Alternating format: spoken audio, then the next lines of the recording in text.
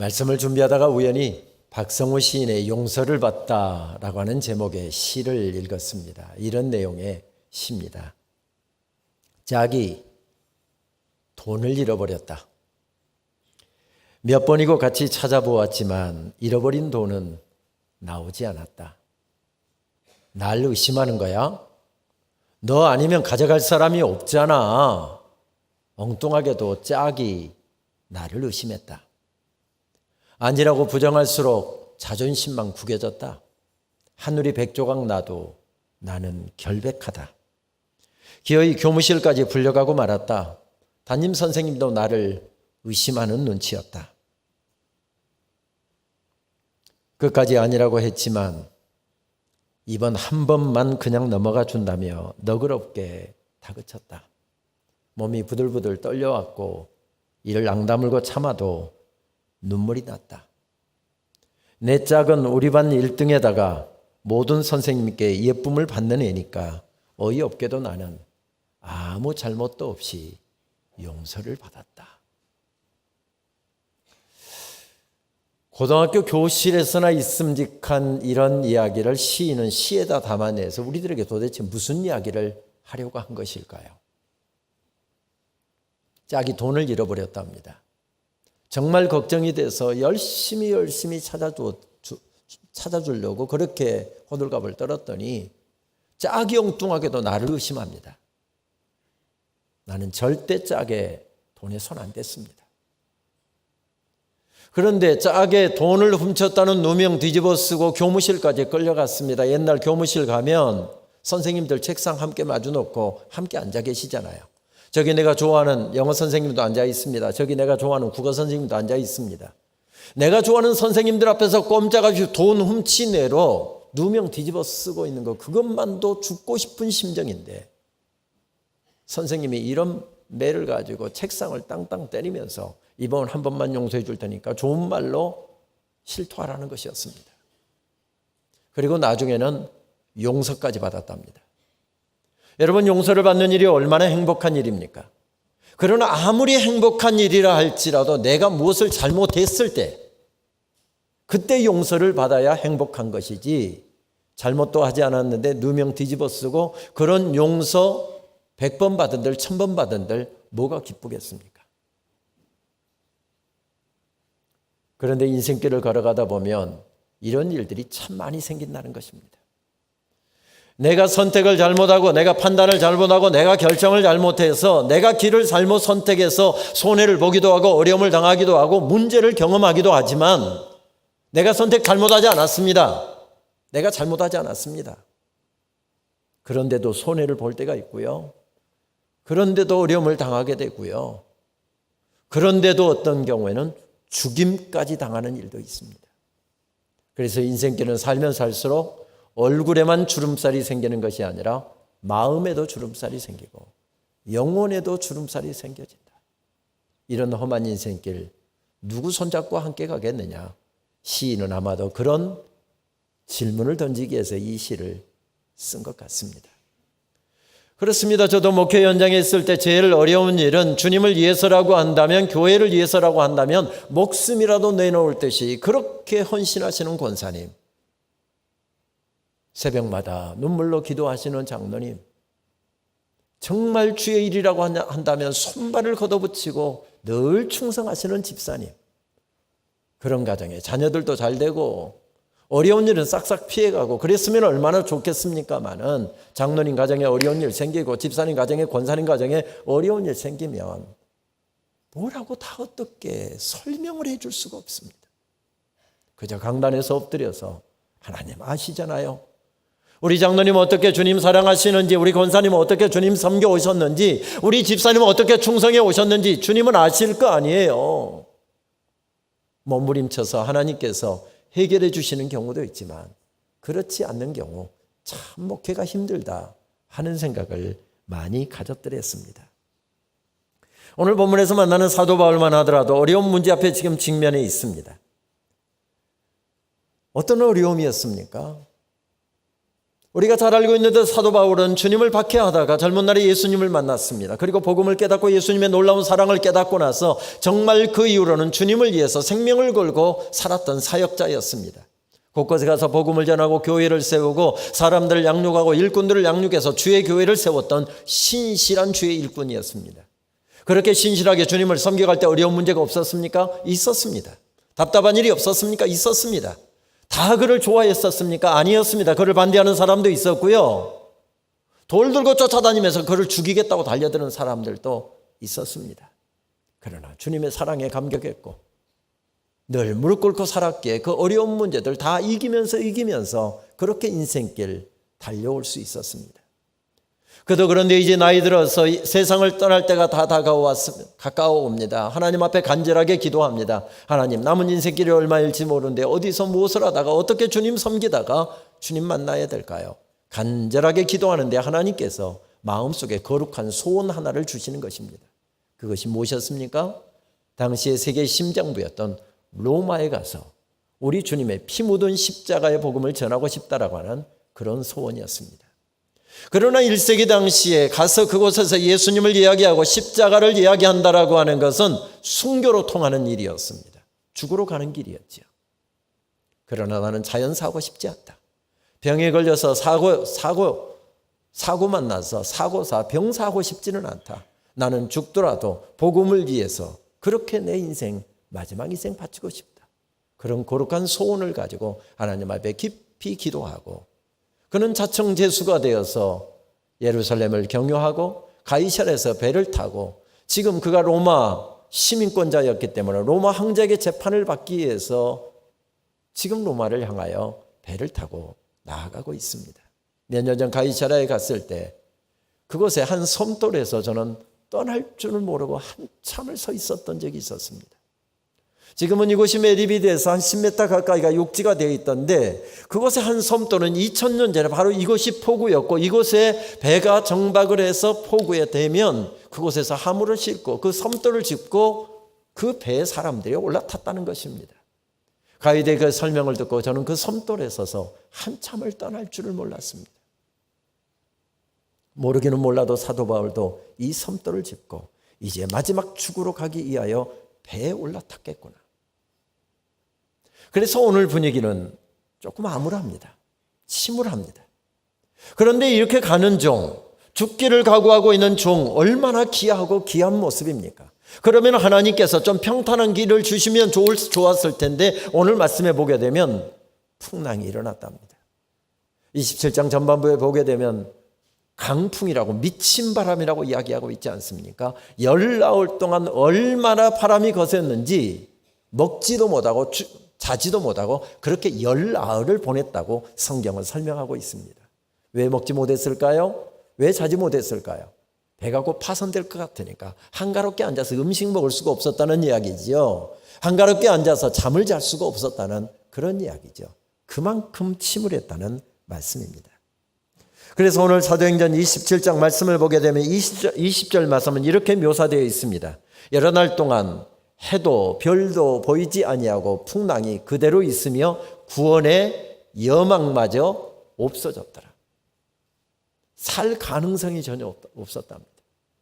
해가 보여야 어느 방향으로 가야 살 수 있을지, 별이 보여야 어느 방향으로 가야 안전할지를 가늠할 수 있는데 해도 별도 보이지 않았다는 이야기는 그만큼 암담한 시간을 지금 보내고 있었다는 이야기지요. 오늘 27절 말씀은 이렇게 시작되고 있습니다. 열나흘째 되는 날 밤에 우리가 아드리아 바다에서 이리저리 쫓겨가다가 죽음의 공포에 시달려서 그렇게 허덕이면서 가야 했던 시간이 오늘까지 벌써 열나흘째였답니다. 그냥 하염없이 떠내려가면서 물결에 쫓겨가면서 그렇게 떠내려가고 있었답니다. 그렇게 파도에 배가 하염없이 떠내려가고 있는데 선원들이 물의 깊이를 재고 있습니다. 희망을 가늠한 것이지요. 그런데 20길이 되고 19길이 되고 18길이 되었답니다. 육지가 가까운 것입니다.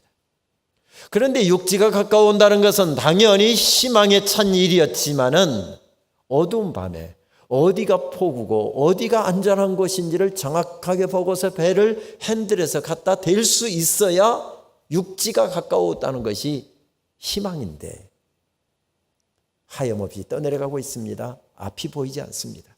그래서 선원들은 큰 배 타고 이렇게 가다가 암초에 자초되면 섬에 이르기 전에 물에 빠져서 죽겠구나 싶어갖고 큰 배보다는 작은 배를 타고 가는 게 낫겠다 싶어서 구조선을 띄어서 자기들만 살려고 도망가려고 했답니다.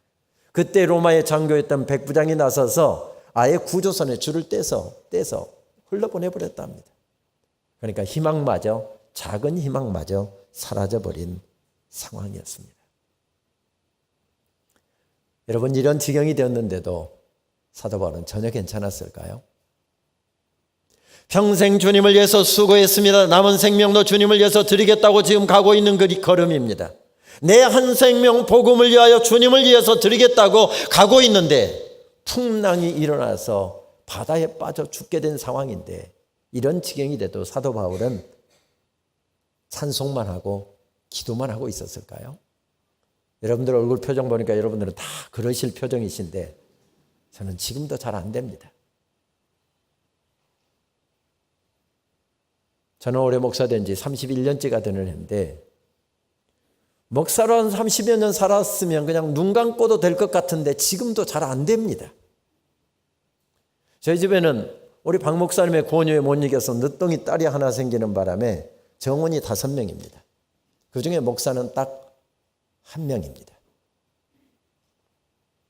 어렸을 적에 애들하고 가정 예배를 드리다 보면 아무래도 좀 큰 아이들 2 남자애들은 함께 5곳이 앉아서 예배를 드리는데 늦둥이 딸은 주위가 산만하게 돌아다닙니다. 예배에 집중하지 않습니다. 그럼 예배 끝나고 나서 그 늦둥이 딸에게 예배 잘 드리라고 하려고 제가 그렇게 묻습니다. 우리 집에서 제일 믿음 없는 사람, 그럼 당연히 우리 아들들은 손을 들고 여동생의 이름을 불러야 될 텐데 손을 들고 이렇게 이야기합니다. 아빠 이름입니다. 이 나쁜 놈들 말이에요. 목사는 1명밖에 없고 그래도 목사가 어떻게 하든지 사역해갖고 거기서 이 돈 벌어갖고 지네 가르치고 있는데 목사가 제일 믿음이 없답니다. 그런데 그게 사실입니다. 가만히 인생길을 생각해 보면 하나님께서 제 인생을 직선 코스로 인도하셨던 적은 거의 없었던 것 같습니다. 항상 목적하던 것, 기대하던 것, 준비하던 것 항상 2바퀴 3바퀴 빙빙 돌리고 금식하게 만들고 철야하게 만들고 작전 기도하게 만들고 그렇게 몸부림치면서 기도하다 보면 언제 하나님께서 인도해 놓으셨는지 모르게 그 길로 인도하시고 하셨다는 생각을, 그런 간증을 갖게 됩니다. 그러다 보니 문제가 생기면 밤잠이 오지 않습니다. 제 아내는 새벽형이었고 일찍 잠자리에 듭니다. 새벽 2시 반, 3시면 어김없이 일어나서 기도합니다. 저는 보통 12시 넘어야 잠을 자고요. 1시, 2시 이때까지 글 쓰고 하다 보면 새벽에는 반 죽어서 일어납니다. 그러다 보니 당연히 아내가 먼저 잠자리에 듭니다. 좀 늦은막하게 잠자리에 들었는데 새벽 2시가 넘어가는데도 3시가 넘어가는데도 잠이 오지를 않습니다. 잠이 오지 않으니까 당연히 이리 뒤척 저리 뒤척하게 되죠. 아내에게 안 들키려고 하는데도 불구하고 자다가 아내가 뒤척거리는 소리에 깨갖고 여보 아직 안 자? 몇 시야? 새벽 3시. 자지 뭐해. 하나님께서 다 알아서 하고 코고입니다. 하나님께서 다 알아서 해결해 주실 거야. 그 말을 채 못 맺고 코를 고는 아내를 보면서 참 속 편한 사람, 여기 한 사람 있다 하는 생각을 갖습니다. 믿음 없다는 이야기가 그래서 맞습니다. 제 아이들 잠 잘 잡니다. 제 아내는 장로 권사 집안에서 믿음으로 자랐고 그렇게 신앙 가정에서 자랐고 저는 들풀처럼 그냥 야생화처럼 야생초처럼 그렇게 자랐기 때문에 제 모든 악가람을 제가 해결해야 해서 무슨 문제가 생기면 저는 밤잠을 못 자는 것이고 평탄한 가정에서 자라서 다 하나님께서 해결해 주시는 거, 엄마 아빠가 해결해 주는 거, 그 은혜를 맛보면서 자랐던 아내는 편안하게 잠을 잘 수 있는 것이지요. 여러분, 이런 지경이 되었어도 성경은 눈 하나 깜빡하지 말고 기도만 하고 찬송만 해야 된다. 그렇다고 한다면 여기에서 어쩌면 모르기는 몰라도 그렇게 할 수 없는 분들이 저와 같은 분들이 있을 것입니다. 그런데 성경은 영웅담을 우리들에게 들려주고 있지 않습니다. 이런 지경이 되어도 눈 하나 깜빡해서는 안 된다. 흔들려서도 안 된다. 밤잠 못 자서도 안 된다. 이런 이야기를 하시기 위해서 성경이 기록된 게 아닙니다. 만약에 영웅담을 기록하고 있다고 한다면 사도 바울이 그 반대자들에 의해서 힘들 때 그 힘들고 고통스러웠던 기록들 성경에서 싹 뺐어야 했을 것입니다. 초대교회 최고의 지도자였던 베드로가 그렇게 형편없이 무너져 내렸던 이야기 다 성경에서 뺐어야 했을 것입니다. 그런데 성경은 그런 내용들을 고스란히 다 담아내고 있거든요. 영웅담을 이야기하고 있다는 게 아니라는 이야기죠. 예수님 믿어도 어려운 문제는 옵니다. 예수님 믿지 않아도 어려운 문제는 옵니다. 예수님 믿어도 답답한 일은 생기고요. 예수님 안 믿어도 답답한 일은 생깁니다. 이렇게 예수님 믿어도 답답한 일이 생기기 때문에 신앙생활에도 흔들릴 수 있고요. 신앙생활 안 해도 흔들릴 수 있습니다. 신앙생활 해도 걱정이 되고 신앙생활 안 해도 걱정이 될 수 있습니다. 그러면 차이가 뭡니까? 신앙생활 하는 것하고 신앙생활 안 하는 것하고 차이가 뭡니까? 신앙생활에도 어려운 일이 있고 신앙생활에도 흔들리고 신앙생활 안 해도 어려움이 있고 신앙생활 안 해도 흔들린다고 한다면 그 차이가 뭡니까? 유난히 굴곡 많은 인생을 살았던 도종환 시인은 그의 흔들리며 피는 꽃이라고 하는 시에서 그래서 이렇게 노래하더군요. 이 시는 여러 편의 노래로도 만들어진 시이지요. 흔들리지 않고 피는 꽃이 어디 있으랴. 이 세상 그 어떤 아름다운 꽃들도 다 흔들리면서 피었나니 흔들리면서 줄기를 곧게 세웠나니 흔들리지 않고 가는 사랑이 어디 있으랴. 젖지 않고 피는 꽃이 어디 있으랴. 이 세상 그 어떤 빛나는 꽃들도 다 젖으며 피었나니 바람과 비에 젖으며 피었나니 바람과 비에 젖으며 꽃잎 따뜻하게 피었나니 젖지 않고 가는 삶이 어디 있으랴. 흔들릴 수 있답니다. 그런 점에서 우리 하나님 앞에서 가면 쓰지 말고 그냥 우리 솔직해지십시다. 힘들면 힘들다고요. 어려우면 어렵다고요. 안 되면 잘 안 된다고요. 고통스러우면 고통스럽다고요. 탄식하고 싶으면 하나님 앞에 탄식도 올려드리고요. 우리 그냥 하나님 앞에서 솔직해지십시다. 예수님 믿는 사람에게도 어려움이 오고 예수님 안 믿는 사람에게도 어려움이 오기 때문에 예수님 믿는 사람도 흔들리고 예수님 안 믿는 사람도 흔들린답니다.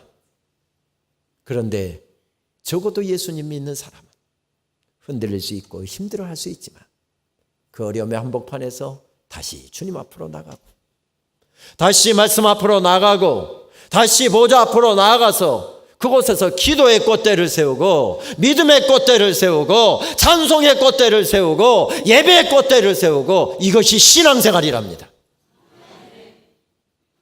사도 바울이 어떻게 합니까? 죽을 것 같은 삶의 자리에서 나에게는 고난이 피해가고 요행이 나에게는 어려운 일이 다 피해가기를 바라지 않고 어려움의 한복판에서 어떻게 합니까? 다시 주님 앞으로 나갑니다. 제가 지어낸 이야기입니까? 앞에 말씀과 연결해 보게 되면 23절, 24절 말씀 가운데서 사도 요한은 모든 사람들이 사도 바울은 모든 사람이 죽겠다고 아우성치는 그 순간에 다시 주님 앞으로 나갔던 것 같습니다. 다시 말씀 앞으로 나갔습니다. 주님 앞에 기도의 꽃대를 세웁니다. 주님 죽을 것 같습니다.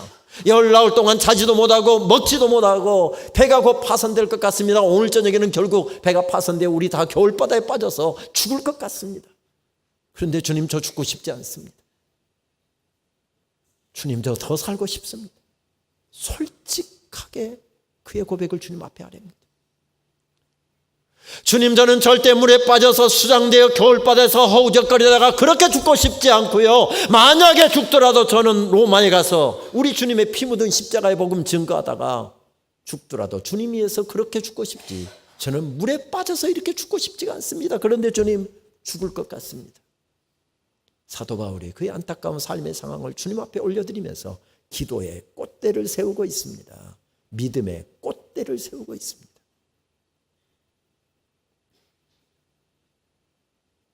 그때 하나님께서 말씀을 주십니다. 바울아, 두려워하지 말라. 내가 가이사를 보아야 되겠고, 가이사가 누굽니까? 로마 황제의 별칭입니다. 그렇다고 한다면 지금 삶의 상황은 죽을 것 같은데, 삶의 상황은 이대로 끝날 것 같은데, 하나님께서는 절대 안 죽는답니다. 죽을 것 같은 것은 너의 느낌일 뿐이다. 다 끝난 것 같은 것은 너의 느낌일 뿐이다. 너는 결코 여기서 죽지 않을 것이다. 너는 로마에 가서 황제를 아련할 것이고, 황제에게 우리 주님의 피 묻은 십자가의 복음을 증거한 다음에 죽더라도 너는 그곳에서 죽게 될 것이다. 주님께서 말씀을 주시자 25절 말씀, 어떻게 말씀이 이어집니까? 나는 내게 말씀하신 그대로 되리라고 하나님을 믿노라. 말씀 붙잡고 벌떡 일어서고 있습니다.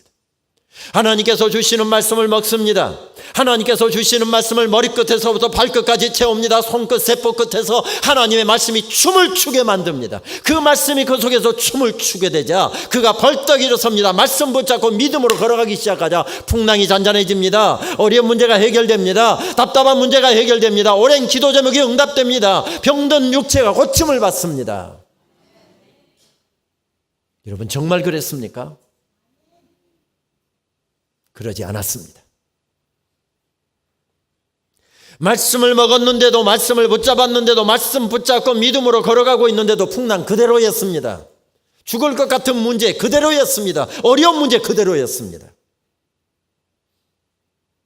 그런데 성경은 여기서 일어나고 있는 놀라운 변화 두 가지를 우리들에게 보여주고 있습니다. 지중해 바다에는 한겨울에 갑자기 돌풍이 일어나서 이 풍랑이 자주 일어나곤 했습니다. 배에 화물이 잔뜩 실려 있는데 가다가 겨울에 항해를 하다가 배가 파선이라도 하게 된다고 한다면 큰 손해를 보게 될 것입니다. 그래서 그때 이 항해를 할 것인가 말 것인가를 결정지었던 주도권, 이니셔티브를 누가 지고 있습니까? 배의 주인이었던 선주가 지었다고 앞에 말씀을 보면 그렇게 나와 있습니다. 그런데 이 계산적에서는 아무리 해보아도 겨울을 이곳에서 보내고 화물이 잔뜩 실려 있는데 그러면 이게 더 손해가 많이 나겠다. 그래서 항해를 하기로 작정하고 지중해 바다에 배를 띄웠습니다. 그때 누가 주도권을 집니까? 선장이 주도권을 쥐고 있습니다. 오늘 본문 말씀에 이르러서 선원들이 도망가려고 했을 때 누가 주도권을 쥐고 있습니까? 로마의 장교인 백부장이 쥐고 있습니다. 그런데 한 사람이 이 어려움의 삶의 상황 가운데 주님 앞으로 나가고, 그리고 믿음의 꽃대를 세우고, 기도의 꽃대를 세우고, 예배의 꽃대를 세우고, 찬양의 꽃대를 세우고, 하나님께서 주시는 말씀을 그의 머리끝, 발끝, 손끝, 발끝, 세포 끝에서 말씀이 춤추게 하면서 말씀을 붙잡고 벌떡 일어나서 믿음으로 걸어가고 있었을 때 그 주도권이 누구에게로 옮겨가고 있는지를 성경은 강조하기 위해서 한 단어를 반복하고 있습니다. 그 단어가 무슨 단어입니까? 바울이.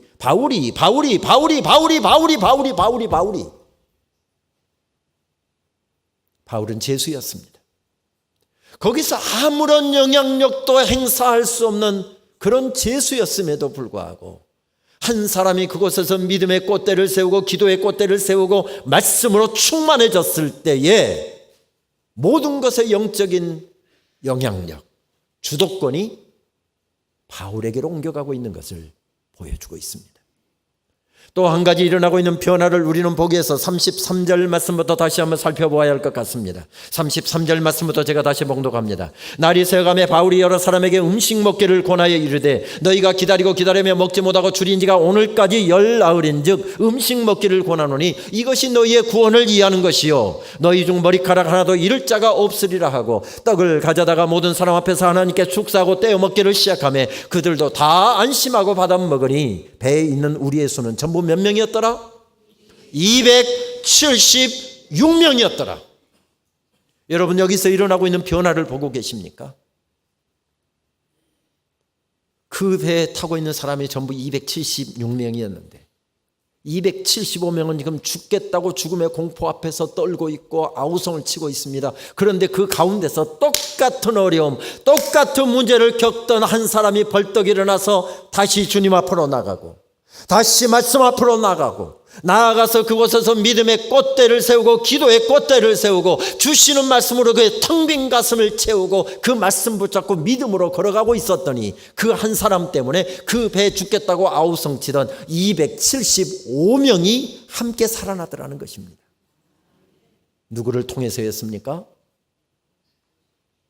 하늘을 바라보는 한 사람을 통해서였습니다.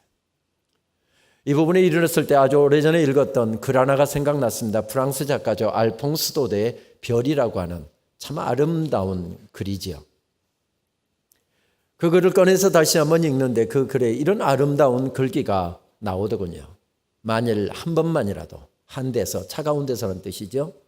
밤을 지새워 본 일이 있는 사람이라면 인간이 모두 잠든 깊은 한밤중에는 또 다른 신비의 세계가 고독과 적막 속에 눈뜬다는 사실을 그는 적어도 알고 있을 것이다. 무슨 이야기입니까? 모두가 잠든 한밤중에 한 사람이 깨어 있습니다. 밤을 지새워가면서 일을 하지 않으면 저 자식을 건사할 수 없기 때문에 밤에 일을 하기 위해서 한밤중에 깨어 있을까요? 아니면 끝내야 되는 프로젝트가 있고 끝내야 되는 논문이 있기 때문에 그것 마치기 위해서 모두가 잠든 한밤중에 깨어 있는 것일까요? 아니면 고민이 있고 걱정이 있어서 인생의 난제가 엉켜 있어서, 아니면 몸이 아파서 밤잠을 이루지 못하고 한밤중에 그렇게 서성이고 있을까요? 근데 아무리 몸부림쳐도 도무지 내 힘으로는 이 문제를 어떻게 해결할 수가 없습니다. 그래서 고개를 들어서 하늘을 바라보는 사람, 적어도 그 사람은 안다는 것입니다. 모두가 잠든 깊은 한밤중에 고독과 적막 속에서 또 다른 신비, 또 다른 신비의 세계가 눈뜬다는 사실을 그 사람은 적어도 알고 있다는 것입니다. 이런 사실을 가장 잘 알려준 찬송을 한 곡 들라고 한다면 주만 바라볼지라 하는 찬송을 들 수 있을 것 같습니다. 하나님 사랑의 눈으로 너를 어느 때나 바라보시고 하나님 인자한기로서 언제나 너에게 기울이시니 어둠의 밝은 빛을 비춰주시고 너의 작은 신음에도 응답하시니 너는 어느 곳에 있든지 주를 향하고 주만 바라볼지라, 주만 바라볼지라. 저는 목회가 좋아서 장신대 신대원을 졸업하고 목회 현장에 있었더랬습니다. 전임전도사하고 부목사하고 그리고 비교적 이른 나이에 서울 강남 대치동에서 담임 목회도 했더랬습니다. 교회는 그렇게 큰 교회는 아니었지만 300여 명 모이는 교인들과 함께 정말 행복하게 목회를 이어가고 있던 중에 대학원 지도교수의 강권에 못 이겨서 저는 미국 유학길에 올랐더랬습니다. 10년을 기도해왔던 유학의 길이었지만 정작 그 길이 열렸을 때에 수중에 가진 돈이 없었습니다. 저는 대학 3학년 때 부모에게 독립을 선언하고 입주 가해하고 아르바이트하고 그러면서 제 힘으로 대학을 마쳤고 신대원을 공부했었습니다. 늦은 나이에 유학 가면서 부모에게 도와달라는 이야기 할 수가 없었습니다. 부목사 할 때도 그렇고 담임 목사 할 때도 교회가 건축을 했던 상황이었기 때문에 사실 교회에서 사례비 주시면 최저 생활비 남겨놓고 나머지는 다 건축원금으로 다시 교회에 돌려드려야 했기 때문에 수중에 돈 10만 원 모아놓고 살 수가 없었습니다. 입학을 가서 받고 미국 유학을 출발하려고 하는데 수중에 돈 10만 원이 없는 것입니다. 그때 새벽마다 참 하나님 앞에 나가서 많이 울었습니다. 그런데 교회에서 제 형편을 아시고 퇴직금 겸 장학금 겸 한 학기 세 식구가 가서 버티면 딱 좋을 그런 돈을 보태주었습니다. 그래서 무작정 유학길에 올랐습니다. 밤새워가면서 공부하면서 등록금은 장학금 받아서 해결했고요. 생활비는 주말에 일을 해서 충당을 했습니다. 그러다 보니 항상 아슬아슬했습니다. 박사과정 공부할 때는 4시간 이상 잡았던 적이 거의 별로 기억에 없을 정도인데 항상 잠이 부족했습니다. 그렇지만 미국 신학교는 새벽 기도에도 없는데 새벽이면 일어나서 학교 채플에 가서 두 손을 들 수밖에 없었습니다. 그렇게 하지 않고서는 도무지 그 삶을 헤쳐나갈 수 없었기 때문이었지요. 그런데 새벽마다 제 아내와 둘이서 채플에 가서 손들고 1시간여 기도하고 돌아오면 알지도 못했던 미국 사람이 수표를 끊어서 돈을 보내오기도 하고요. 한국에 있는 선배 목사가 친구 목사가 월 100불씩 1년 장학금 보내줄게, 2년 장학금 보내줄게, 막 그런 편지가 쇄도했고요. 기도만 마치고 돌아오면 막 돈이 들어오는데 주체를 할 수가 없었습니다. 여러분, 그랬으면 얼마나 좋았겠습니까마는 그런 일은 한 번도 없었습니다. 여러분, 말씀드렸잖아요. 저는 믿음이 작은 목사라고. 제가 믿음이 대단해서 그 3시간 자고 4시간 자고도 새벽에 일어나서 가서 엎드렸던 것이 아니라, 그렇게 하면 하나님께서 뭐라도 도와주실 것 같아서 새벽에 가서 손을 들었습니다. 제가 원하는 것은 한 번도 주시지 않았지만 하나님께서는 기도를 마치고 돌아오는 제 입술에 항상 담아주셨던 찬송이 바로 이 찬송이었습니다. 주만 바라볼지라. 우리 같이 한번 고백하실까요? 하나님 사랑의 눈으로 너를 어느 때나 바라보시고 하나님 인자한 기로서 언제나 너에게 기울이시니 어둠의 밝은 빛을 비춰주시고 어둠의 밝은 빛을 비춰주시고 너의 작은 신음에도 응답하시니 너는 어느 곳에 있든지 주를 향하고 주만 바라보지라. 하나님 사랑의 눈으로 하나님 사랑의 눈으로 너를 어느 때나 바라보시고 하나님 인자한 기로서 언제나 너에게 기울이시니 어둠의 밝은 빛을 비춰주시고 어둠의 밝은 빛을 비춰주시고 너의 작은 신음에도 응답하시니 너는 어느 곳에 있든지 주를 향하고 주만 바라볼지라. 주만 바라볼지라. 주만 바라볼지라.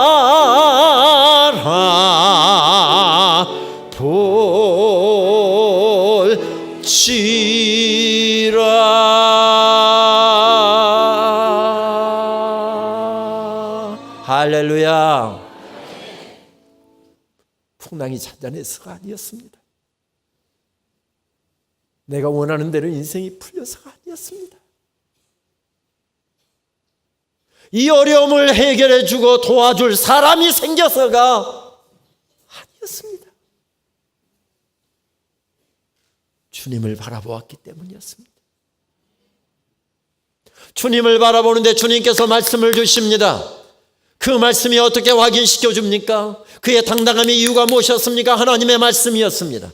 말씀이 무엇을 확인시켜 주십니까? 하나님께서 나 잊어버리신 줄 알았습니다. 이 어려움 가운데 허덕이고 있을 때, 열나흘 동안 몸부림치고 있을 때 하나님은 내 아픔과 내 눈물과 내 어려움을 모른다고 생각했습니다. 그런데 하나님이 내 이름 분명하게 기억하고 계셨습니다. 바울아, 바울아, 바울아, 바울아, 바울아, 너는 가이사를 보아야겠고 죽을 것 같은데 죽지 않는답니다. 그의 당당함의 이유가 무엇이었습니까? 내 이름을 기억하신 하나님, 여전히 나에게서 눈길 떼지 아니하신 하나님, 나의 작은 신음에도 응답하신 하나님, 그 하나님의 사랑이 그의 당당함의 이유였습니다. 그렇습니다. 인생길을 걸어가다 보면 어려운 문제가 자주 쌓여오고 답답한 일이 쌓이기 때문에 어떤 사람은 난간에 부딪히면서 그냥 주저앉아 버린 사람도 있고요. 신앙 내팽개쳐 버린 사람도 있고요. 엉뚱한 신천지로 이단으로 빠진 사람도 있고요. 어떤 사람은 아예 하나님 부인하고 하나님 떠난 사람도 있습니다. 그러나 멀리 가는 물은 다릅니다. 멀리 가는 물은 다릅니다. 그래서 박재삼 시인은 멀리 가는 물이라고 하는 시에서 이렇게 노래합니다. 멀리 가는 물이 있으니 흐린 물줄기와 물줄기를 만나도 때 묻은 물줄기와 뒤엉켜도 다시 맑아지며 멀리 가는 물 있으니 보아라 보아라 저기 멀리 가는 물을. 저는 마지막 행을 읽다 보면 마치 우리 주님의 음성을 듣는 것 같습니다. 너도 힘드냐? 너도 답답하냐? 너도 어려움이 있느냐? 죽을 것 같은 삶의 자리에서도 다시 주님 앞으로 나와 믿음의 꽃대를 세우고 기도의 꽃대를 세우면서 주신 말씀 붙잡고 믿음으로 걸어가고 있는 저 내 사랑하는 종을 너도 좀 보아라 보아라 보아라 보아라. 내 사랑하는 종을 너도 좀 보아라. 멀리 가는 물은 다르답니다. 때 묻은 물줄기와 엉킬 때도 있고 흐린 물줄기와 뒤엉킬 때도 있지만 다시 예배드리면서 기도하면서 찬송하면서 말씀 들으면서 다시 맑아지고 다시 힘을 얻고 벌떡벌떡 일어나 다시 믿음의 길을 걸어가는 내 사랑하는 종을 저기 멀리 가는 물을 너도 좀 보아라. 그렇습니다. 우리 주님의 음성인 것 같습니다. 이제는 안심하라. 너희 중 생명에는 아무런 손상이 없겠고 오직 배뿐이라. 이 담대함이 어디서 나오는 것입니까? 말씀이었습니다.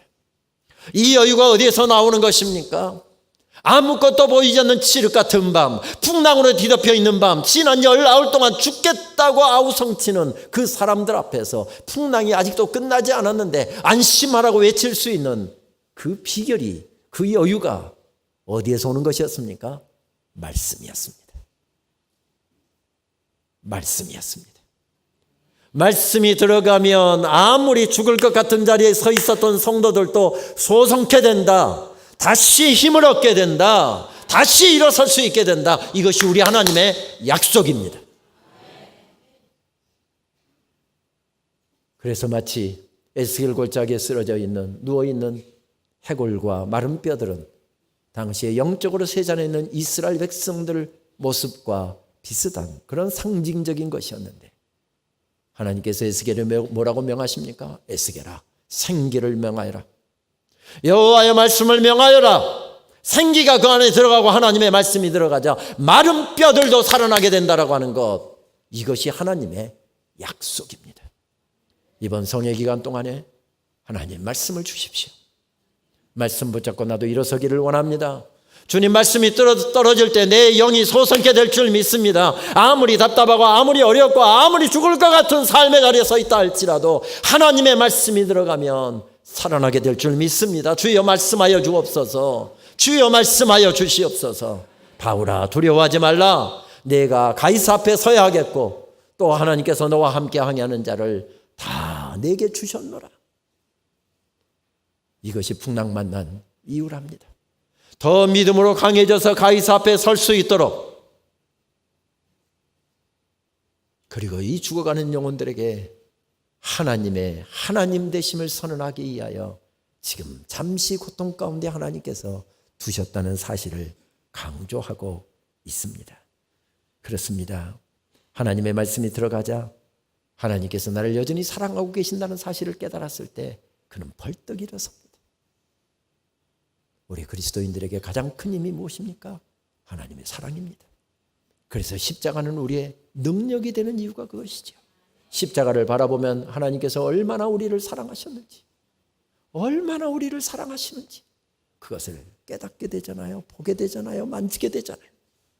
하나님의 사랑이 사도 바울을 벌떡 세웁니다. 고두현 시인은 한여름이라고 하는 제목의 시에서 그렇게 노래를 하더군요. 남녘 장 맞은다는 소리예요. 습관처럼 안부 전화 누르다가 이젠 안 계시지. 무슨 이야기입니까? 아들이 서울에 사는데 저 남쪽 고향에 어머니가 혼자서 고향을 지키고 계십니다. 벌써 8순이 넘으신 노모입니다. 어머니 이제는 우리 같이 삽시다. 제발 같이 삽시다. 수십 번 애원을 했는데도 고향 집이 편하고 고향 교회가 좋고 고향 교회 식구들이 좋고 고향 친구들이 편하다면서 혼자서 고향 집을 지키고 계십니다. 그래서 아들이 아침 저녁으로 어머니에게 안부 전화합니다. 어머니 아침 진지 드셨어요? 잘 주무셨고요. 퇴근하면서는 어머니에게 또 전화해서 어머니 오늘 무슨 일 하셨어요? 고단하지 않으세요? 어떻게 들판에 곡식들은 잘 자라고요? 이런 안부 전화를 아침 저녁으로 늘 물었습니다. 그런데 어느 날 텔레비전을 보는데 고향 쪽에 장마가 져서 큰 비가 온답니다. 그래서 어머니 내일은 고향 쪽에 큰 비 온다니까 어머니 절대 들에 나가지 마세요. 집안에만 계셔야 돼요. 어머니에게 그 안부 전화하려고 누르다 보니까 어머니 3개월 전에 세상 떠나셨습니다. 지금 그 이야기를 시인이 시에다 담아낸 것입니다. 여러분 어머니 세상 떠나고 한 3개월 되면 어머니 잊혀집니까? 잊혀지지 않습니다. 3개월이 뭡니까? 3년이 가도 30년이 가도 좋은 일만 있어도 굳은 일만 있어도 어려운 일만 있어도 제일 먼저 생각나는 분이 어머니이기 때문에 그렇습니다. 왜 그렇습니까? 큰 사랑만 받았을 뿐 어머니에게 제대로 보답도 못했습니다. 먹고 산다고 저 자식 건사한다고 아이들 키운다고 아이들 가르친다고 집장만 한다고 어머니에게 맘 놓고 용돈 한 번 제대로 못 드렸습니다. 명절 때 겨우 부끄러운 손 내밀어서 어머니 집안 작별하면 좀 더 드릴게요. 죄송해요. 어머니 용돈 찔러주면서도 늘 제 집 마음으로 그렇게 명절에 돌아서 했었던 그런 아들이었습니다. 그런데 이제 아이들도 다 컸습니다. 집장만도 했습니다. 어렵던 사업도 잘 되고 있습니다. 이제 모든 재정적으로 넉넉합니다. 그래서 어머니에게 이렇게 말씀드리고 싶습니다. 어머니 고향교회 건축한다면서요. 권사님이 헌금 좀 하셔야죠. 그래서 어머니 통장에다가 1,000만 원 입금했으니까 그건 다른 데다 쓰지 말고 교회 권사님이 건축헌금 내는 데 하세요. 여러분 표정 보니까 너무 돈이 많은 것 같으나 500으로 깎을까요? 넉넉히 그런 여건이 되어 있는데 어머니가 안 계신 겁니다. 그래서 어머니 사랑 못 잊어버린 것이죠. 만세반석이 열린 곳에 내가 숨어 있으니 원수막이 손못대고 환란 풍파 없도다. 저는 이 찬송을 부르다 보면 끝을 못 맺고 결국은 울먹이게 되는 이유가 험한 세월 살아오시면서 저희 어머니가 가장 즐겨 부르셨던 찬송이었기 때문에 그렇습니다. 목사가 찬송 부르면서 운다 하니까 굉장히 존경하는 눈빛으로 쳐다보시는데 저는 종종 유행가도 부르고요. 유행가 부르다가 은혜 받아갖고 울 때도 있고요. 어머님의 손을 놓고 돌아설 때는 부엉새도 울었다오 나도 울었어. 여러분은 은혜가 되는데 찬송가 뒤적거리는 사람이 있는데 은혜가 돼도 그 찬송가 아닙니다. 옛날에 비 내리는 고번역이라고 하는 그 노래죠. 고복수 선생이 불렀습니까? 남인 선생이 불렀습니까? 저는 놀랍게도 이 노래를 좋아하면서도 고모령이 바로 이 대구에 있다는 사실을 몰랐는데 몇 년 전에 대구에 왔다가 어떤 분이 가르쳐줘서 고모령이 바로 대구에 있다는 사실을 알았습니다. 학도병에 나가는 아들, 그 아들 보내면서 어머니가 손 놓지 못하고 울먹이다가 그렇게 아들 떠나보내면서 그 감경을 노래에 담은 노래이지요. 제 컴퓨터에는 제가 이 노래를 좋아하기 때문에 이 노래 영상 파일이 가수별로 여러 버전이 있습니다. 그런데 여러 버전을 들어보면 제일 확실하게 비가 내리고 은혜가 되는 버전이 장사익 씨가 부른 버전이더군요. 오늘 끝나고 가셔서 집에 가셔서 유튜브에 한번 검색해 보세요. 비 내리는 고모령 콤마 장사익 하면 금방 들을 수 있을 것입니다. 어머니 생각이 나면 어머니 기일 때, 어머니 생신 다가오면, 어버이날 또 이런 명절 다가올 때 되면 저는 어김없이 그 노래를 꺼내 들으면서 은혜를 받습니다. 그렇게 몽땅 눈물을 흘리면서 은혜를 받고 있다 보면 핍박이 시작됩니다. 제 아내로부터 오는 핍박입니다. 여보 왜 그렇게 청승맞은 노래를 듣고 그래? 언젠가는 주일날이 어머니 기일이어갖고 주일날 오후에 그 노래 듣다가 맞아 죽는 줄 알았습니다. 그래서 저는 환난과 핍박에도 아랑곳하지 않고 끝까지 그 노래를 듣습니다. 그러면 핍박이 더 가세되죠. 여보 제발 좀 볼륨 좀 줄여, 볼륨 좀 줄여. 볼륨 안 줄입니다. 헤드폰 꺼내갖고 끝까지 듣습니다. 저에게 사연이 있어서 그렇습니다. 저는 미국에서 다시 석사하고 막 박사과정을 한 학교로 옮겨놨는데 이사를 바로 하고 아무래도 뭐 2명, 3명이서 박사과정 세미나 토론식으로 진행하기 때문에 책을 읽지 않고서는 토론에 참여를 할 수가 없어서 아무래도 읽는 게 미국 아이들보다는 뭐 늦을 수밖에 없어서 그래서 교수 미리 찾아가서 돌아오는 학기에 들을 추천 도서들 다 이렇게 추천을 받아서 도서관에 이만큼 쌓아놓고 그 책을 열심히 읽어내려가고 있는데 한국에 있는 누이로부터 깜짝 놀랄 한 전화를 받았습니다. 제1호 10살 터울에 형이 한 사람이 있는데 그 형이 폐암 3기 진단을 받았다는 겁니다. 얼마나 살 수 있다고 하더냐? 3개월 살면 잘 산답니다.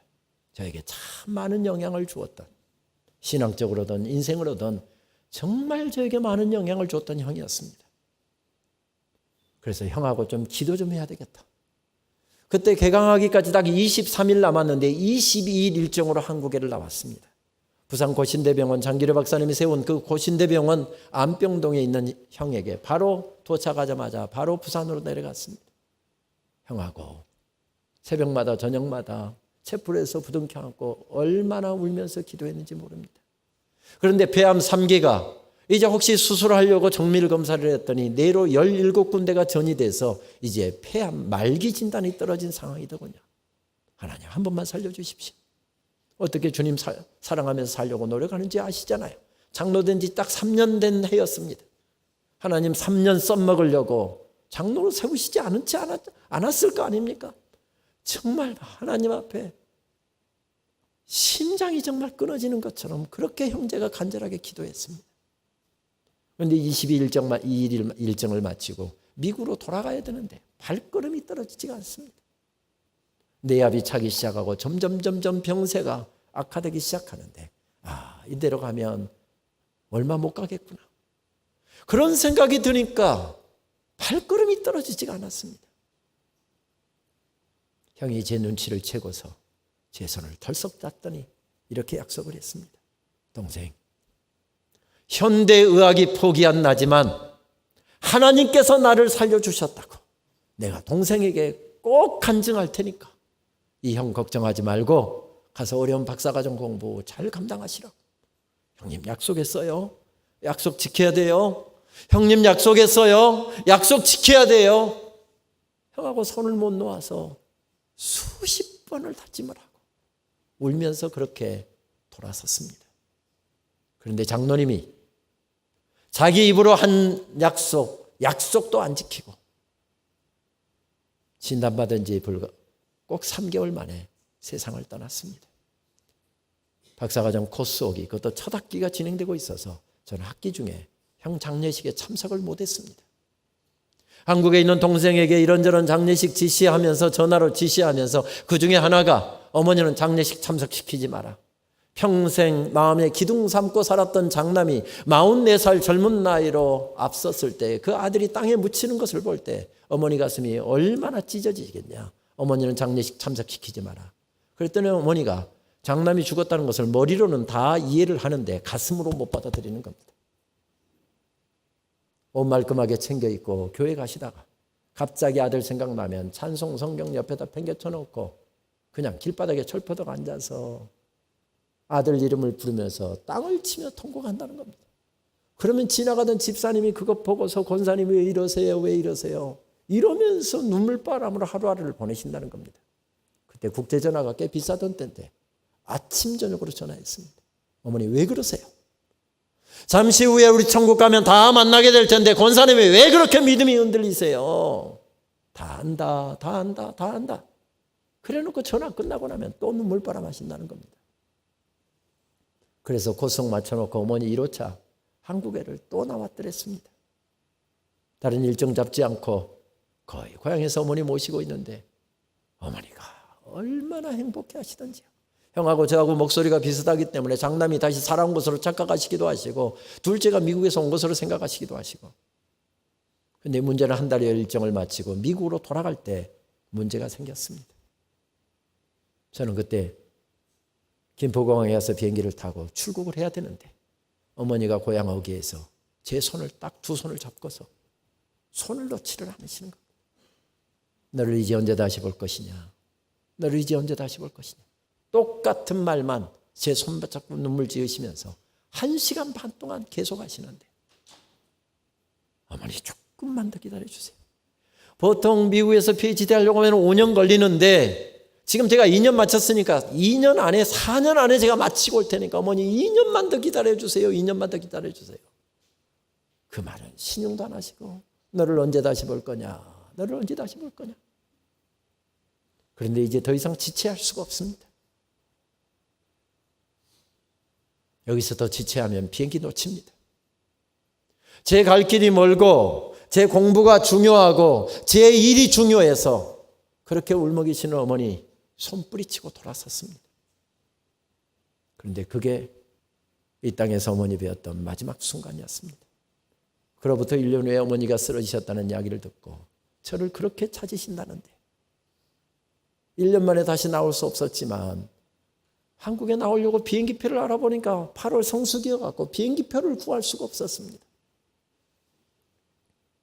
그래서 며칠 지체하다가 직항으로 그때 오면 14시간, 15시간이면 오는 거리를 33시간 뉴욕으로 빙빙 돌아서 33시간이 걸려서 한국에 나왔습니다. 어머니 저 이제 갑니다. 전화하고 출발했죠. 어머니 조금만 더 기다려주세요. 하고 김포공항에 내려서 어머니 저 왔습니다. 제일 먼저 전화했더니 어머니가 저를 그렇게 기다리셨다는데 세상 떠나신 지가 6시간이 지난 후였습니다. 잊을 수 있습니까? 잊을 수 없습니다. 지난달에 21주기를 보냈는데 지금도 생생합니다. 왜 그렇습니까? 큰 사랑 받았기 때문에 그렇습니다. 큰 사랑 받고 제대로 보답도 못하고 살고 있기 때문에 그렇습니다. 어머니의 큰 사랑을 받았기 때문에 누구나 어머니의 사랑은 못 잊고 살아가는데 어머니 사랑보다 몇 천 배, 몇만 배 더 큰 하나님의 사랑은 우리는 왜 그렇게 빨리 잊어버리고 자주 잊어버리는 것입니까? 풍랑이는 바다 위에서도 고난길 얼룩진 인생길에서도 하나님 사랑 잊어버리지 않으면 우리들이 승리하게 될 줄 믿습니다. 다른 방도는 없습니다. 믿음의 지수를 올리는 방법밖에 없습니다. 지난 70년 동안 정말 주님을 아름답게 섬기셨고 우리 교단의 가장 대표적인 교회로 경북선교, 영남선교의 가장 중추적인 역할을 감당해 오신 우리 대본교회 성도님들, 주님 오시는 그날까지 또 씩씩하게 달리기 위해서 다른 방도는 없습니다. 우리의 믿음의 지수를 더 올리는 방법밖에는 없습니다. 어떻게 믿음의 지수를 올릴 수 있을까요? 요즘에 서울 강남에 가면 중고등학생들이 성적 올리는데 혈안이 돼 있다고 하죠. 거기는 방학도 없고요. 요즘에도 밤 12시, 1시 이때까지 학원 가는 불야성을 이루고 있습니다. 그런데 요즘에 강남의 아이들 성적 올리는 방법이 약간 부모의 직업에 따라서 약간 차이가 난다고 하죠. 예를 들면 압구정동에 있는 구정중학교 1학년 학생들 평균 점수가 97.8이라는 이야기를 듣고서 제가 이거 괴물이지 이게 사람이냐 그런 생각을 했습니다. 옛날에 우리는 90점만 맞아도 그날 집에 가서 이렇게 목에다 힘주고 행세했잖아요. 그런데 요즘에 그 아이들은 90점 맞으면 운답니다. 이 평균 점수 깎아먹는다고. 이 아이들은 점수 올리는데 혈안이 되어 있는데요. 아이들에 따라서 점수 올리는 방법이 약간씩 부모 직업에 따라서 약간씩 차이가 난답니다. 예를 들면 성형외과를 하는 의사들은 성적을 몰라보게 올리고 한의원을 하는 한의사 자식은 한의사들은 성적을 한 방에 올린다네요. 백화점 사장 아들은 성적을 파격적으로 올리고 건설회사 사장 아들은 탄탄하게 올리고 큰 사우나를 경영하는 사우나집 사장 아들은 성적을 때를 기다렸다 올리고 우리는 어떻게 믿음의 지수를 올릴 수 있을까요? 사도 바울은 어떻게 믿음의 지수를 올렸던가요? 한 가지 방법밖에 없었습니다. 다시 주님 앞으로 다시 말씀 앞으로 나아가서 주시는 말씀을 텅 빈 가슴에 채우고 삶에 채우고 자기 심령에 채우고 머리끝에서 발끝에서 그 말씀이 춤추게 하게 됐을 때, 말씀 붙잡고 믿음으로 걸어갔을 때 그도 살아났고 자녀들도 살아났고 그도 살아났고 지역도 살아났고 그도 살아났고 죽겠다고 아우성치고 힘들어하는 사람들도 함께 살아나는 놀라운 역사가 일어나고 있습니다. 그래서 저는 초대교회 교부였던 이레니우스의 말을 참 좋아합니다. 이레니우스는 이렇게 이야기하죠. 살아있고 충만한 한 사람은 하나님의 영광이다. 저는 이 말이 왜 그렇게 좋은가요? 그래서 몇 년 전에 발간한 책 서문에는 아예 이 글을 실었습니다. 살아있고 충만한 한 사람은 하나님의 영광이랍니다. 살아있고 충만한 목사, 살아있고 충만한 장로, 살아있고 충만한 안수집사, 살아있고 충만한 권사, 하나님의 영광이랍니다. 살아있고 충만한 엄마, 살아있고 충만한 아빠, 하나님의 영광이랍니다. 주여, 내가 그 사람이 되게 해 주옵소서. 내가 살아나면 되는 것입니다. 내가 살아나면 남편도 살아나고, 내가 살아나면 아내도 살아나고, 내가 살아나면 자녀들도 살아나고, 내가 살아나면 부모도 살아나고, 내가 살아나면 우리 구역, 우리 셀도 살아나고, 남녀 성교회도 살아나고, 청년회도 살아나고, 내가 더 충만해지는 방법밖에는 없습니다. 작년 5월 저는 지방에 있는 한 교회에서 주일 설교를 하게 되었습니다. 6개월 안식년을 가는 동기 목사님이 6개월 동안 와서 설교해 달라는데, 거기는 대중교통을 이용하기가 불편해서 차를 끌고 가야 되는데 차를 끌고 가면 3시간이 막히지 않고 3시간이 걸리는 곳입니다. 제 장신대 교수들은 월요일이 제일 바쁩니다. 저도 내일 오후에 석사, 박사 수업이 기다리고 있고, 오전에 논문지도 하는 것은 다행히 빼놔서 뭐 오전에 하고 올라가면 됩니다만은, 그러다 보니까 지방에서 뭐 설교해 달란다고 해서 거리가 멀다고 설교해 달라는데 안 가고 그러지는 않지만, 아무래도 학기 중에는 힘들어서 이렇게 6개월은 못 하겠다.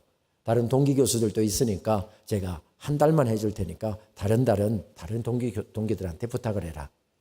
제게 제일 먼저 전화가 왔기 때문에 저한테 먼저 선택하라고 그래서 꽃피고 새우는 5월 달에 내가 설교하리라. 얼마나 아름다운 봄날이 아름답습니까? 그래서 5월 달을 딱 선택했는데, 탁월한 선택이라고 생각을 했는데 잘못된 선택이었습니다.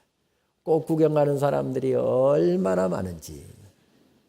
첫날 딱 와놓고 보니까 올 때는 3시간 조금 넘게 걸렸는데 올라갈 때는 차가 막혀갖고 5시간이 넘게 걸렸습니다. 저도 시간 다투면서 사는 사람인데 30분 주일 예배 한 번이었으니까 30분 설교하기 위해서 길바닥에다 8시간 넘게 깐다고 생각하니까 제가 그냥 솔직히 말씀드릴게요. 오고 가는 길이 그렇게 썩 행복하지는 않았습니다. 야, 만약에 6개월 한다고 했으면 큰일 날 뻔봤다. 그것도 아침에도 그냥 11시 시간 맞춰서 가니까 3시간 한 반 전에 갔더니 이게 차가 막히니까 아슬아슬해져서 아예 차 막히기 전에 아침 6시에 출발하면 그냥 일찍 도착해서 거기서 묵상도 하고 좀 설교도 다시 점검하고 기도도 할 수 있어서 아예 아침 6시에 안 막힐 때 출발하자 6시에 출발을 했습니다. 어제 저녁, 토요일 날 어제 저녁 설교 준비 다 마쳤습니다. 그리고 좀 늦게 잠자리에 들었습니다. 오늘 먼 길 장거리를 가야 되니까 좀 잠을 더 자야 되겠다 생각했더니 새벽 4시에 딱 눈이 떠졌습니다. 잠을 더 자려고 하는데도 잠이 안 왔습니다. 설교 더 준비하라는 이야기구나. 그리고 그냥 새벽에 일어났습니다. 새벽 4시에 일어나서 컴퓨터 켜서 오늘 할 설교들 쭉 다시 점검하고 또 좀 수정도 하고 이렇게 보는데, 저는 설교 준비를 하거나 글을 쓸 때는 잔잔한 음악들 또 찬송들 이런 그 음악을 틀어놓고 할 때가 많습니다. 그때는 바이올린으로 연주되고 있는 찬송을 틀어놓고 했습니다. 어떤 찬송은 은혜가 되면 그 찬송만 그냥 하루 종일, 어느 때는 일주일을 들을 때도 있습니다. 그 찬송이 은혜가 돼서 한 찬송을 계속 틀어놓고 리피트하게 반복되게 그렇게 틀어놓고 설교 점검을 하고 있었습니다. 그러다가 아침 6시가 다 되어가서 이제 출발해야 되겠구나 준비를 하려고 이제 양복을 챙겨 입으려고 보는데 다림질된 아이셔츠가 없었습니다. 아내는 그거 세탁소에다 갖다 맡겨라 하지만 맡기러 가고 찾으러 가는 게 더 번거로워서 제가 한 5-6벌 함께 세탁을 해놓고 다림질을 함께 해놓은 다음에 하나씩 꺼내 입었는데, 분명히 한 벌이 있다고 생각했는데 착각이었습니다. 다행히 세탁된 것은 있었습니다. 아내가 세탁을 하면 그렇게 구김이 안 가는데 제가 세탁을 하면 왜 그렇게 구김이 갑니까? 다리밑판에다 딱 아이샷을 딱 펼쳐놓았더니 주름이 자글자글합니다. 혼자 중얼거렸죠. 너는 뭐가 걱정이 있어서 이렇게 주름이 자글자글하냐? 너도 뭐 속상한 일 있냐? 그러면서 물 뿌리고서 다리미질을 하면 다리미질을 해볼 때 우리 경험하는 거지만 주름이 아무리 졌어도 쫙쫙 펴지면 기분이 상쾌하잖아요. 그렇게 다리미질 쫙쫙쫙 펴지는 거 기분이 상쾌해갖고 하고 있는데 틀어놓았던 찬송이 나오는데 한 구절이 얼마나 제 가슴을 강하게 치던지 그냥 눈에서 나도 모르게 눈물이 주르르 흘렀습니다. 412장 찬송이었습니다. 그날 아침 단상을 저는 시로 이렇게 적어보았습니다. 오늘 전할 설교 다시 점검하고 아내가 없는 아침 해야 할 일 한 가지 더 셔츠 다림질. 많이도 구겨진 셔츠가 꼭 내 얼굴 같다, 내 마음 같다. 다림이 지나가는 길목마다 모든 주름 활짝 다 펴진다. 우리 모두 다 예수를 친구 삼아 참 평안을 누리시라. 눈물로 찬송 따라 부르며 내 인생의 주름도 내 속의 모든 부끄러움도 이렇게 펴주시옵소서. 눈물의 기도 올려드린다.